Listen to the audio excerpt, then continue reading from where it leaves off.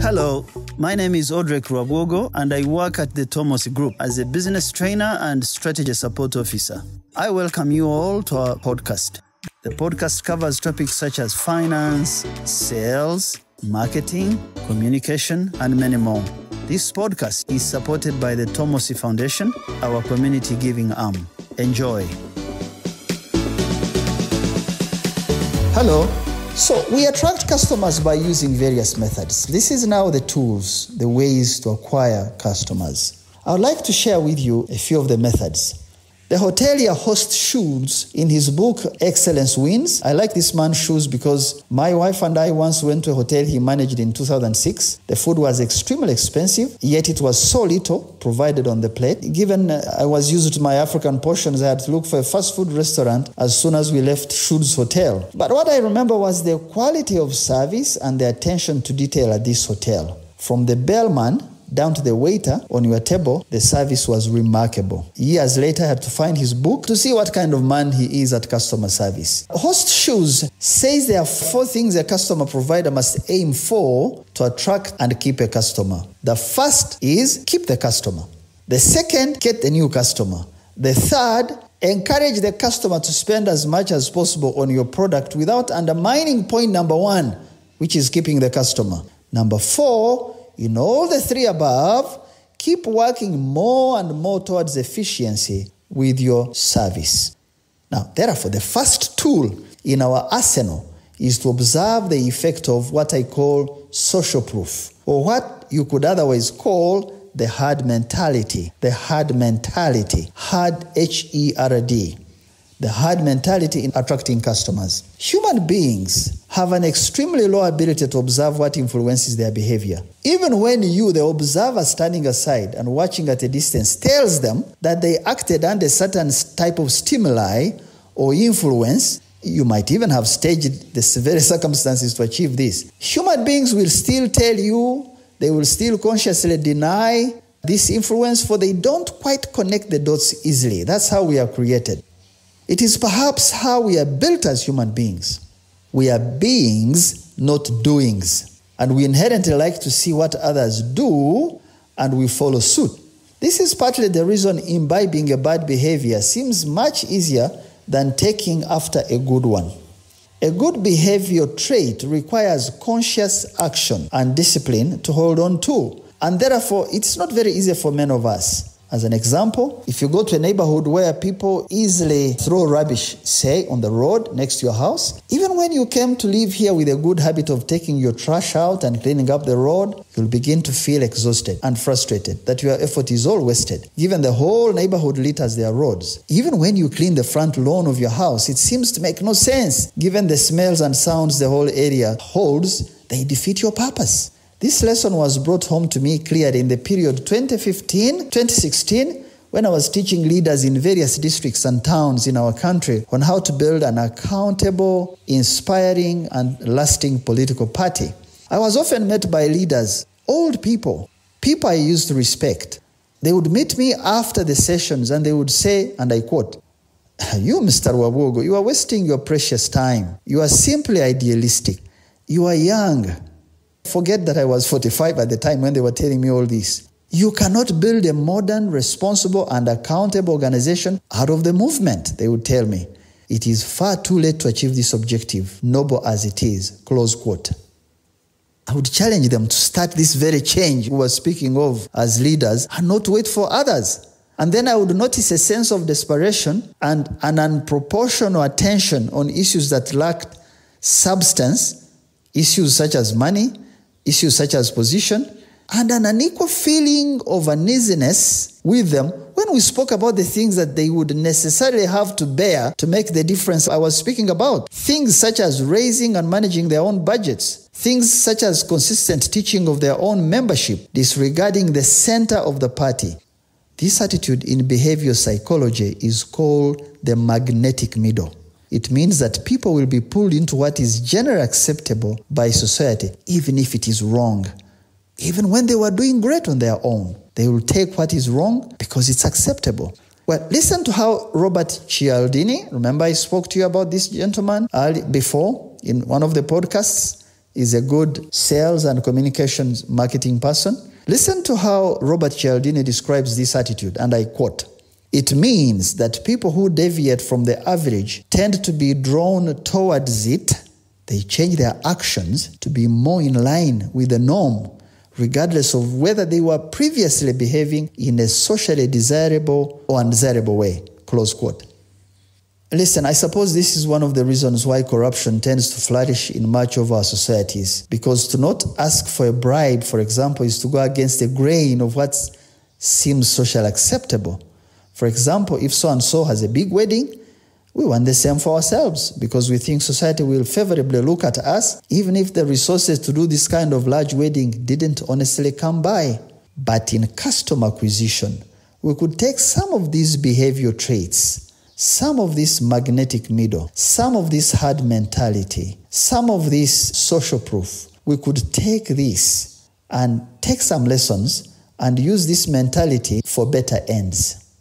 The second tool is to choose the circumstances that are closer. This is the second tool. The first was social proof. You can use social proof to direct customers to your product. So the second tool is to choose the circumstances that are closer to your audience or your prospective customers. Many of us, when speaking about our products, we use testimonies which we feel strongly about in our business. But what we feel strongly about is not really the same thing as what the customer wants to hear or even feels.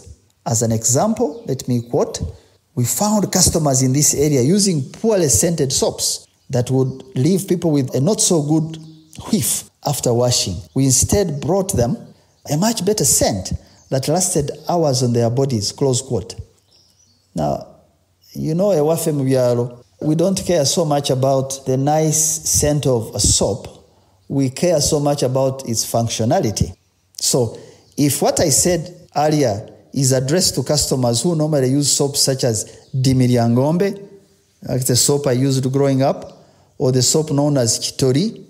Chitori means, we call it Chitori because it is cut in small size portions to preserve it for long and share it among many people in one household. If you describe these nicely scented soaps, they will not really understand the circumstances you describe. Their interest is that the soap forms leather, it washes their clothing and utensils very well, but can also be used for bathing at the same time. One type of soap for every need, not nicely scented smells. And what more? Chitori is of a lower price than the competition. What you speak of in this scented talk, they cannot relate with and thus cannot be attracted to your testimony, to your product, unless probably there is a key user, maybe in that audience, who gives testimony, not you, about your product's benefits beyond their high price. Let's say you are selling software that helps, it's another example. Let's say you are selling software that helps security companies deploy their resources better. You cannot use the testimony from hotel owners, even if they are key users of this service. You need testimony from the security industry about the actual cost savings gained by the use of your product. In other words, what looks so important to you from your experience doesn't always cut it with the customers, unless the circumstances of that experience are closer to the customers you seek.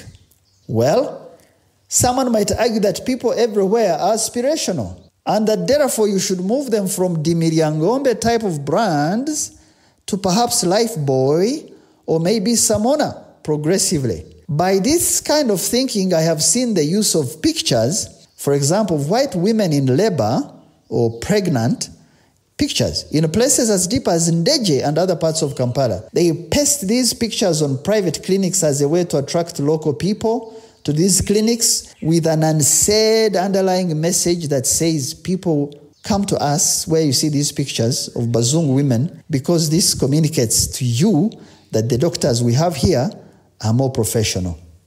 This isn't the circumstance creation I speak of. This is called inferiority complex. A business builds its model based on some cultural inferiority and uses that to attract customers. That isn't right, even if it will take a segment of people who might think this way. A majority of customers are attracted by your quality of service, even if the price might be a little higher than your competition. To end the idea of social proof in attracting customers, I need you to imagine guests arriving at a wedding function. There are various couples trooping into the large tent, the large marquee, before the lockdown, before social distancing.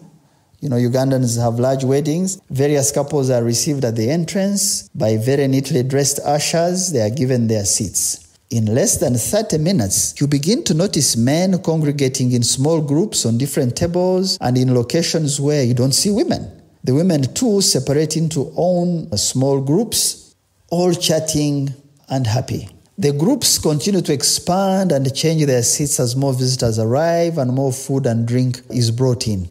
The question is, what has happened? People who came together, they seem to be desegregating, separating, congregating in small groups. What has happened? People have congregated where they find influencers they like.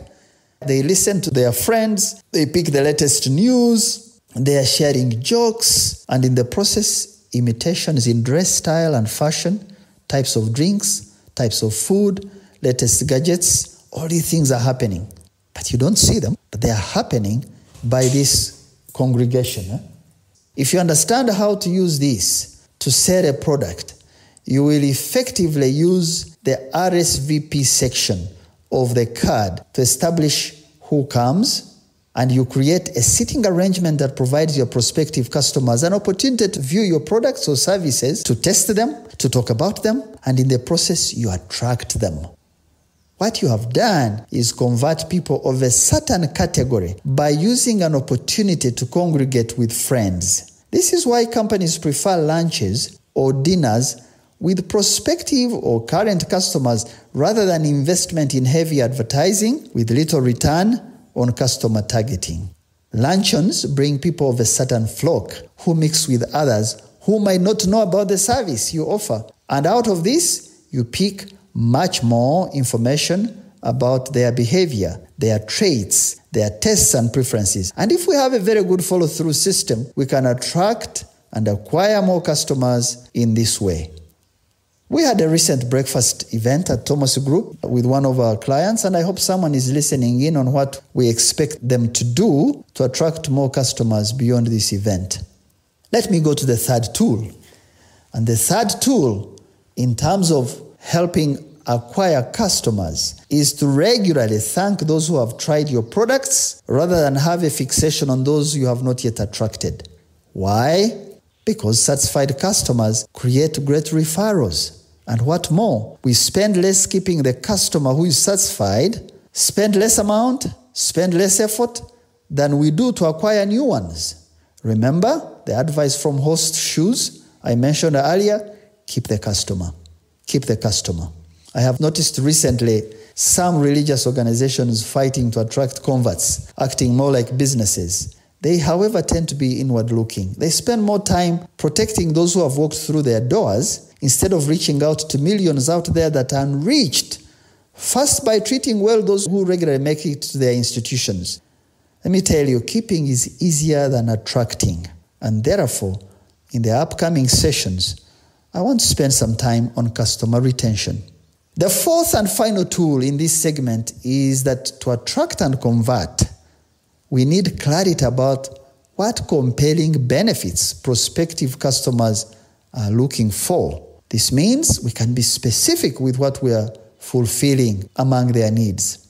Now, some of us think giving customers more choice in our product range also means more conversion for them. No, please be careful. We at Thomas Group have had some experience in this area. It doesn't always mean, for example, that the more flavors of dairy products you have on the shelf, good as this is, or how many other suites of services you offer, it doesn't mean that the customers will find you attractive.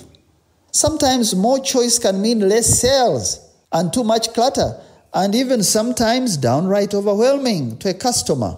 Please remember, customers don't always know what they want in the first place. When you continue to study and unveil their needs, you iterate your product to a level where their need is finally met. When this happens, you know that needs keep changing. But when this happens, it helps if you can first focus on this need that you've identified and strengthen your service relative to this need so that you can keep the customer. Now, as needs evolve, you too can grow and improve your service and keep your loyal customer base. In upcoming sessions, I'll be speaking about customer loyalty to strengthen this point. I remember when we spanned 30 businesses out of an idea or several ideas, and we registered many of these as independent businesses. It didn't help us. In the end, we were not sure even of ourselves, who we were anymore, who we were targeting, and how we were going to serve them. Let that deep understanding guide your product and your service focus. Please first strengthen your service as a bridge to cross over to a more successful other side so you can do more. I'd like to stop here today. I thank you for keeping with me in these sessions on customer service. Our next session, which will be our 8th in our series, will tackle a key customer care principle. It is called Customer Value Proposition. Customer Value Proposition, or CVP. Let me tell you something. We as companies and our service agents tend to fixate so much on what we think the customer wants instead of closing our mouth and ears on all we know and listen more with intent to the little nuances and subtleties that the customer might be giving away. These are the clues to understanding better this customer. The clues tend to reflect what the customer really wants. Do you remember our investigative stage and the problem questioning style in our sales sessions? Well, by listening with intent, we can make a compelling and distinctive customer value proposition to our customers. A proposition which would be vastly different from what the competition is offering. This means we will be able to serve these customers for a very long time based on trust and understanding. You don't want to miss this coming topic, especially if you've come along with us since we began. Stay well and stay safe. I look forward to the reopening of our country progressively so that we can do business in a new way, given the change in circumstances occasioned by this coronavirus. Please visit us for more of this on www.tomosgroup.ug or www.odrekruawogo.com, odrekruawogo.com, or better still, call us on 0414-220-702, 0414-220-702. Juliana or Susan will be waiting to receive you. Would like to hear from you, especially those of you who are non-Tomosi members and are enjoying these sessions. God bless you and enjoy your weekend. Bye-bye. This podcast is supported by the Tomosi Foundation, our community giving arm.